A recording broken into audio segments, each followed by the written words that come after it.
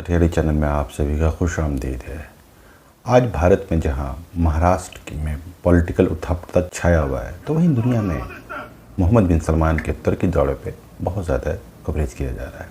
अलग अलग अखबार अलग अलग हेडलाइंस दे रहे हैं। जैसे डेली सभा लिखता है, जो टर्किश का एक मीडिया है, वो लिखता है Saudi crown prince visits Turkey to discuss normalization in ties. तो वहीं CNN का हेडलाइन है Saudi crown prince Mohammed bin Salman visits Turkey for the first time since Khashoggi murder. तो न्यूयॉर्क टाइम्स ने लिखता है Saudi leader visits Turkey moving to mend rift over journalist murder.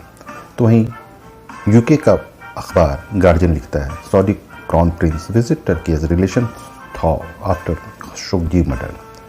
तो वहीं ब्लूमबर्ग लिखता है Erdogan and Saudi crown prince embrace as years of rancor end. तो वहीं फॉरेन पॉलिसी लिखता है Erdogan host MBS in Ankara. तो वहीं फिर प्रेस जर्नल लिखता है Saudi crown prince MPS to arrive in Turkey as two countries move to normalization. तो वहीं अल जजीरा लिखता है a new era Saudi Arabia MBS in Turkey's as nations mend ties. मतलब दुनिया के अलग अलग अखबारों में अलग अलग हेडलाइन से इसको कवर किया गया है। तो ये दौरा जो है ये सिर्फ तुर्की का नहीं है। ये एक तरह से देखा जाए तो मोहम्मद बिन सलमान के 5 साल वलीअहद बनने के बाद का एक दौरा है, जिसमें उन्होंने 3 देशों का दौरा किया। सबसे पहले उन्होंने इजिप्ट का दौरा किया, इजिप्ट के बाद उन्होंने जॉर्डन किया। इजिप्ट में जहाँ सिसी जो वहाँ के तानाशाह या डिक्टेटर या प्रेसिडेंट हैं, उन्होंने एयरपोर्ट पर स्वागत किया। तो वहीं जॉर्डन में जॉर्डन के किंग और उनके वलीअहद दोनों ने एयरपोर्ट पे उनका खुशामदीद किया। तो वहीं आज जब टर्की पहुँचे तो इस पर एक गार्जियन एक डिटेल टाइप का लिखता है कि क्या कैसे उनका स्वागत हुआ, क्या बातें होने वाली है। तो उसमें गार्जियन लिखता है कि जब मोहम्मद बिन सलमान जब टर्की पहुँचे, अंकारा पहुँचे, तो वहाँ पे उनको घुड़सवार का दस्ता और बैंड के साथ स्वागत किया गया। और फोटो सेशंस के बाद वो गोल्डन गेट के अंदर मतलब प्रेसिडेंट पैलेस के अंदर घुस गए। इसमें कह रहा है क्या कि इन दोनों के बीच में 1-to-1 मीटिंग और एक ऑफिशियल मीटिंग, डेलीगेशन मीटिंग भी होगी। उसके बाद एक स्टेट डिनर भी दिया जाएगा, जो किसी भी स्टेट गेस्ट को दिया जाता है। तो अब सवाल उठता है क्या कि मीडिया की खबरें, मीडिया में क्यों ये खबर एक अहम मुद्दे के तौर पर देखी जा रही है, क्यों खास है ये मीटिंग्स, क्यों दुनिया इसको कवर कर रही है? क्योंकि वेस्ट मीडिया आमतौर पर इस एशियन कंट्रीज़ के जब 2 हेड्स मिलते हैं तो उतने इंटरेस्ट से नहीं देखता है। तो दरअसल मोहम्मद बिन सलमान ये सऊदी और टर्की का रिलेशंस थोड़ा प्रॉब्लम में था। सऊदी और टर्की के बीच में प्रॉब्लम्स की शुरुआत 2011 का अरब रिवॉल्यूशन के समय से होने लगी, जब डेमोक्रेसी कई देशों में आई, जहाँ एक रिवॉल्यूशन हो रहा था, कई देशों की सरकारें गई, तो वहाँ पर गल्फ़ के जो किंगडम थे वो इसको एक पॉजिटिव के तौर पर नहीं लिए। इसके बाद जब 2013 में मोहम्मद मुर्सी की जब सत्ता को बेदखल कर दिया गया, तो उसमें माना जा रहा था क्या कि कहीं ना कहीं सऊदी और UAE की मदद से मोहम्मद मुर्सी के सत्ता को पलट कर LCC प्रेसिडेंट बने। उसके बाद कतर क्राइसिस हुआ। कतर क्राइसिस में एक डिमांड में ये भी था क्या कि सऊदी का कि तुर्की अपने बेस को यहाँ से हटाए। उसके बाद खशोगी मर्डर हुआ। खशोगी मर्डर में ये पूरी तरह से डाउनफॉल हो गया। खशोगी मर्डर के दौरान एर्डोगन ने डायरेक्ट तो नाम नहीं लिया, लेकिन उन्होंने कहा क्या कि ये सऊदी के हाईएस्ट ऑफिशियल्स से ये मर्डर का ऑर्डर आया था, फरमान आया था। इसके बाद मोहम्मद बिन सलमान एक दुनिया में एक अलूफ हो गए, अकेले पड़ गए। उस अकेले में एक बस पुतिन का साथ था, जो हाई फाई बहुत चर्चित हुआ था दुनिया में। जब उनसे कोई नहीं मिल रहा था, दुनिया के कोई भी लोग मिल नहीं रहे थे, तो G20 मीटिंग्स में पुतिन और MBS ने हाई फाइव किया था, वो बहुत चर्चा हुआ था। तो मतलब देखा जाए कि ये बहुत टेंस सिचुएशन में था।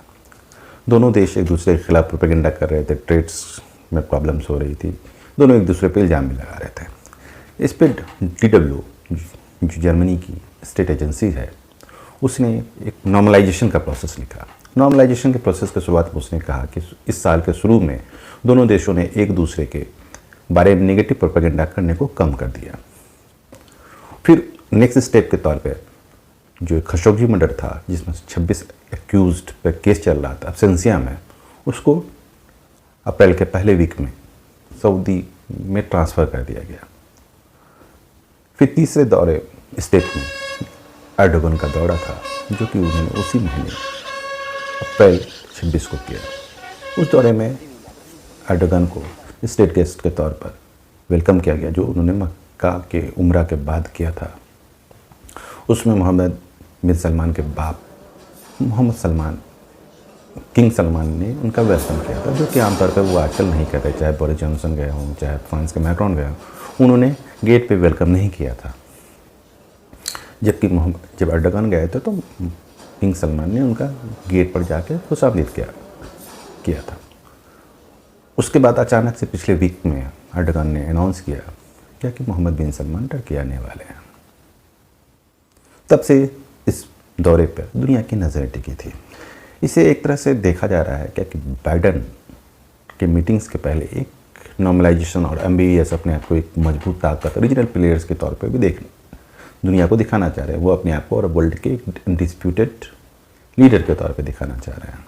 और जैसा हम लोग जान रहे हैं कि बाइडन की प्रॉब्लम्स एर्डोगन से भी थी, मोहम्मद बिन सलमान से थी। उन्होंने तो मोहम्मद बिन सलमान को कहा था कि पराया मतलब अछूत बना देंगे। और खशोगी मर्डर में डायरेक्ट मोहम्मद बिन सलमान का भी नाम आया था। तो इस दरमियान जब यूक्रेन वॉर के दौरान जब फ़ोन पे बात करने की कोशिश की तो यूएई के क्राउन प्रिंस, जो अब किंग बन चुके हैं, उन्होंने और मोहम्मद बिन सलमान दोनों ने कॉल अटेंड करने से मना कर दिया। और अमेरिका के जो डिमांड थे कि ऑयल प्रोडक्शन बढ़ा के रेट कम किया जाए, ओपेक प्लस से रशिया को निकाला जाए, इन सब बातों को खारिज कर दिया। तो एक उसके प्रिपरेशन के तौर पे भी देखा जा रहा है। तो अब आते हैं कि इससे एक दूसरे देशों को क्या बेनिफिट होगा। तो जहाँ तक मोहम्मद बिन सलमान का है तो उसे एक रिकग्निशन की ज़रूरत थी, जो कि इस दौरे में जो एक 3 देशों का दौरा था उसे कहीं ना कहीं मिलेगा। तो वहीं टर्किश मीडिया के अनुसार टर्की को trade, tourism, health care and securities में कुछ बेनिफिट मिलने वाली है। ऐसा माना जा रहा है कि टर्की से बहुत सारे आर्म्स की भी डील हो सकती है या ट्रेड डील्स हो सकती है। जो ट्रेड्स में जो एक प्रॉब्लम्स आ रहा था उसको नॉर्मलाइजेशंस की ओर बढ़ाया जा सकता है। जैसा टर्किश सरकार बार बार इल्ज़ाम लगाती थी कि सऊदी अरेबिया हमारे जो ट्रेड जा रहा है उसे परेशान कर रही है, उसको जो पोर्ट से जल्दी से पास नहीं कर रही, जिसके कारण ट्रेड बहुत ज़्यादा घट गया था। इसके अलावा टर्की बहुत एक टूरिज़्म का हब है और सऊदी अरेबियन के जो टूरिस्ट होते हैं उन्हें हाई स्पेंडर माना जाता है। और वो अगर टर्की जाएंगे तो वो एक अच्छी स्पेंड करेंगे, जो कि टर्की की स्ट्रगलिंग इकोनॉमी के लिए बहुत बेनिफिट होगा। इसके अलावा मोहम्मद बिन सलमान एक न्योन सिटी बना रहे हैं, जो कि 500 अरब डॉलर का एक प्रोजेक्ट है। उसमें भी टर्किश कंपनियों को कुछ अगर प्रोजेक्ट मिल जाए तो ये एक बहुत पॉजिटिव के तौर पे देखा जाएगा। तो इस तरह से देखा जा रहा है कि ये एक दौरा ख़ास है, लेकिन इस ख़ास दौरे में क्या क्या डील होती है या क्या एक्सपेक्टेशंस को पूरा होता है या नहीं होता है, वो तो कल पता चल जाएगा। लेकिन इतना कह सकते हैं क्या कि ये एक टर्की और सऊदी के रिलेशंस के जो प्रॉब्लम्स थे उसके नॉर्मलाइजेशन की तरफ बढ़ता हुआ नहीं, बल्कि नॉर्मलाइजेशंस को एक स्टैम्प के तौर पे देखा जा सकता है। इन्हीं बातों के साथ अपना बात ख़त्म कर रहा हूँ। Bye bye, take care, see you letter.